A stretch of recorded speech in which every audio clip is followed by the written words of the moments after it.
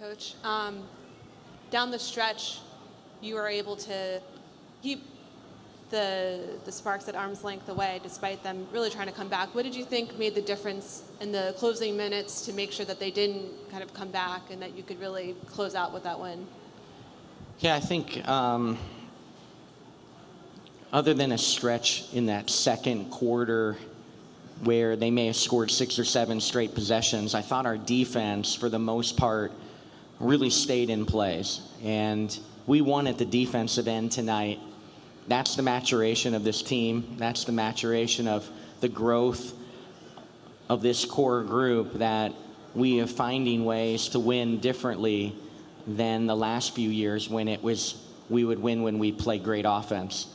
It was our defense that won tonight. We held one of the most talented backcourts to 3 for 17 and no threes. The only threes they got were from their post game or Ruff and Pratt. So it was our defense that allowed us to keep them at arm's length. We made enough plays. We got ourselves to the foul line. So we made just enough basketball plays offensively to keep them at arm's length and to give us a comfortable lead when a night, again, we didn't have a great night at the foul line. But again, credit to our players, locked in defensively all night. We had a few slippages in assignments, but for the most part, that's as locked in as they've been for 40 minutes defensively. Curt, you guys started out a little slow, missing your first 4 shots, and then Alyssa, 13 points in the first quarter, your first 9 points. Can you talk about how important that was and how important she was this game? Yeah, that was a scary start, wasn't it? That was jitters. That's rust for not playing for nearly 10 days. An excitement by our team. I was excited when we finally hit the rim after the first 3 air balls. But Alyssa, certainly we rode her early, and she was in her downhill attacking mode and really allowed us for the game to settle in with that start. But once again, as scary as that offensive start was, those first few minutes, our defense kept us so it wasn't already a 10-point deficit. We could have easily been down double figures the way we shot the ball early.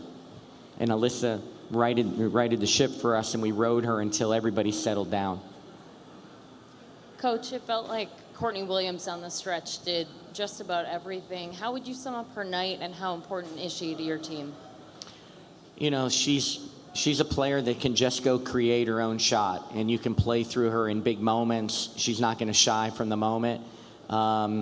She did a little of everything, and I reminded her that included turning the ball over. So,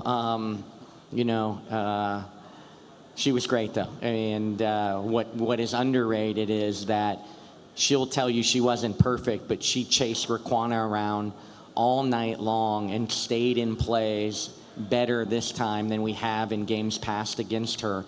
And that's just effort. Raquana is explosive, strong, and gets separation from about anyone in this league. So I give Courtney a lot of credit for taking on that challenge and doing a good job on her tonight.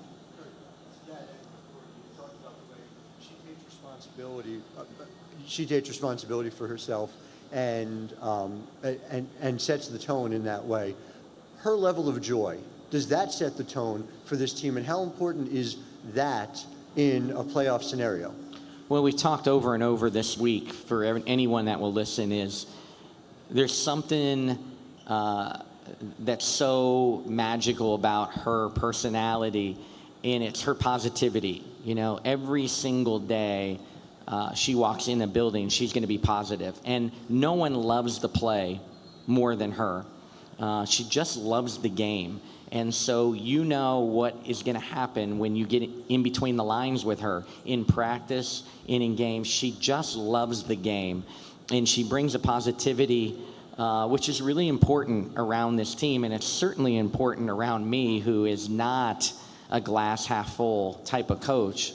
So we need that positivity, because Not everyone's wired that way, led by myself. So it's certainly something on a daily basis that we really need from her. Coach, going into the half after the opponent shot 70% and you're down 3 points, that must have been kind of a good feeling, the 3 points, not the 70%. Pardon me? They shot 70% in the second half, in the second quarter, and you guys go into the locker room down 3. Did you play off that in the locker room? Yeah, we talked about finishing quarters. I thought it was the difference in their second round win against Seattle. Seattle really did a good job, but couldn't finish quarters, and that's what happened to us in the second quarter. At one time, I looked at a stat sheet early in the second quarter, and they were in the 30s or low 40%, and before you know it, the way they ended that second quarter, they were almost all the way to 60% for the half. So while we turned them over 10 times in the first half, we couldn't get stops when we weren't turning them over.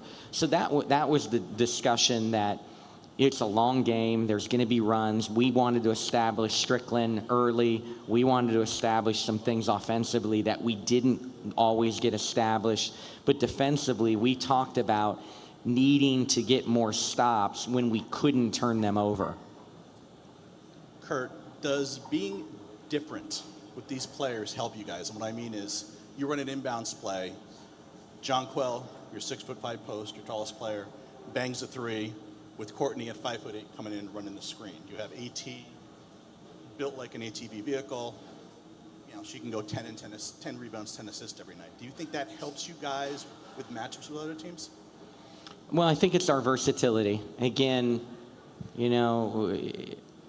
we have great balance. You look at the stat sheet, Jasmine takes 16 shots, JJ takes 15 shots, Williams takes 17 shots, Alyssa Thomas takes 17 shots. It's when we're at our best. We're at our best when we're sharing, distributing, and that. And don't take that the wrong way, that I don't think that they're all stars in their own right, but we know we're better when we have the balance with this team, and you just can't load up on one person. For a long, long time, Candace Parker has been by far the best facilitating power forward in the league. The emergence of Alyssa over the last couple years gives argument that she's the new wave of power forward facilitating. This series, the fans are going to get to enjoy two of the most versatile power forwards in the league with their passing ability, with their facilitating ability. And we got the full display. Both Candace and AT had monster games. And I hope our fans realize what they're witnessing, how versatile and how talented both of those two are. Coach, a lot of talk this week about the term role players. What's your answer as their leader to that? Yeah, again, like they can tell us we're without mega stars. We feel like we have stars in the locker room. We have stars. And what we lack in age, we still don't have a 30-year-old in that locker room. But they have played a lot of games together. This was born in 2016 when I got here to try to put a core group together and let them grow together. And you're seeing the support from the front office to allow this to develop on what that can look like when you give a team a chance to grow together and live through the highs and lows. So we, while it gives us a chip, Tyler, we know in that locker room that there's a bunch of stars in that locker room. We don't need an external person wondering if we have a mega superstar or not. We think we're built for this moment. We circled this on the calendar 4 years ago. This is our time, and we're going to go for it. What we know, LA came here to split. It's only going to get tougher. They have won 14 in a row at home. We know what we're going into back in LA. They came here to split. Game 2 is going to be a war, and we've got to continue to prepare for that game now. Put this one behind us and get to preparation for the next one.